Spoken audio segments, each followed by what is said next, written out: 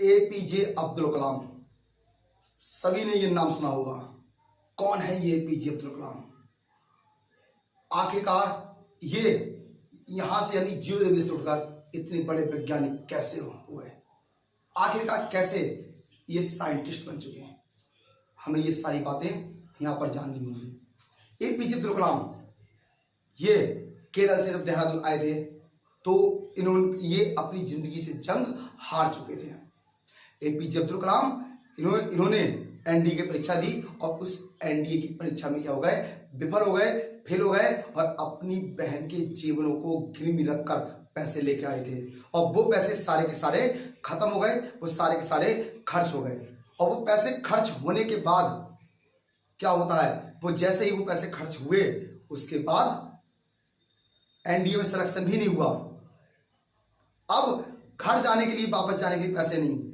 गंगा पास में बहती थी, उन्होंने डिसाइड किया कि मुझे अब सुसाइड करना है, मुझको अब सुसाइड करना है। वो गंगा के किनारे टहलने लगे और मन ही मन बहुत ही उदास और रोने लगे और बस एक यही सोच रहे थे कि मुझे अपनी जिंदगी को खत्म कैसे करना है, क्या करना है। बिल्कुल टूट चुके थे एपीजे अब्दुल कलाम, जैसे हम लोग टूट जाते हैं। वहां से गंगा आरती करने के बाद महाराज शिवानंद जी वहां से निकलते हैं और उन्होंने गंगा के किनारे एक लड़के को देखा जो चहलकदमी कर रहा था। उनको लगा, क्योंकि वो अंतर्यामी थे, एक महाराज थे, अनुभव था काफी पुराना, उनको लगा कि भाई कुछ तो है, ये बंदा है या तो सुसाइड करने वाला है या कुछ तो है। ये उस लड़के के पास पहुंच गए, उसके कंधे में हाथ रखा, पूछा बेटा क्या बात है, इतनी रात में गंगा के किनारे पे क्या मरना है क्या? बोलता है हाँ गुरुजी मरना है, क्योंकि मैं अपनी जिंदगी से जंग हार चुका हूँ। एनडीए का पेपर देने आया, बहन के जेवर गिरवी रख के आया, घर जाने के लिए भी पैसे नहीं मेरे पास, मैं किस मुंह से घर जाऊं और कैसे जाऊं? महाराज कहते हैं आप चिंता मत कीजिए, घर जाने के पैसे मैं आपको दूंगा, आप घर जाइए। उन्होंने कहा ठीक है। लेकिन जैसे ही सुबह होती है और वो घर जाने वाले होते हैं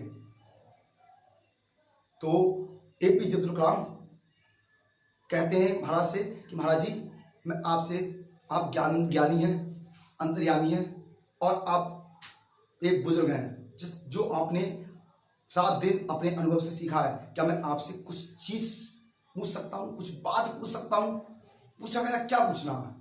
बोले आप ये बताइए कि मैंने अपने घर की बहन तक के जेवर कीमत दिए, मैंने एनडीए में जबरदस्त मेहनत की और रात दिन मेहनत की, मैंने अपनी तरफ से कोई कसर नहीं छोड़ी मेहनत करने में, मैंने अपनी तरफ से 100% दिया, तो मेरा एनडीए में सिलेक्शन क्यों नहीं हुआ?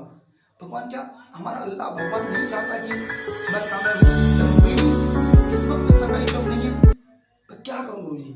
तो गुरुजी हंसते कहते हैं बेटा एक बात ध्यान रखना, अगर आप मेहनत करते हैं और आपका उस जगह सिलेक्शन नहीं होता है तो कभी मायूस मत होना, कभी दिल को हल्का मत करना। बस समझ लेना कि ऊपर वाला जो तुमने सोचा है, ऊपर वाला उससे भी ज्यादा तुझसे बड़ा चाहता है। ये बात कही और एपीजे अब्दुल कलाम वहां से निकल गए और आज हम सभी लोग जानते हैं कि एपीजे अब्दुल कलाम कौन थे। एपीजे अब्दुल कलाम सभी जानते हैं, इंडिया के पहले ऐसे व्यक्ति जिन्होंने भारत का सीना गर्व से चौड़ा कर दिया। एक वैज्ञानिक, बहुत अच्छे आदमी। तो बस इनकी कहानी से हमें यह सीखने को मिलता है कि अगर आप अपने किसी भी बिजनेस में अगर हार जाओ तो हमको निराश, हमको मायूस नहीं होना है, हमको स्टार्टअप दोबारा से करना है, क्योंकि हो सकता है आपने जो सोचा है उससे बेटर ऊपर वाले ने आपसे कुछ चाहा है। तो मेरे भाई बस लगे रहिए, कामयाबी आपको जरूर मिलेगी।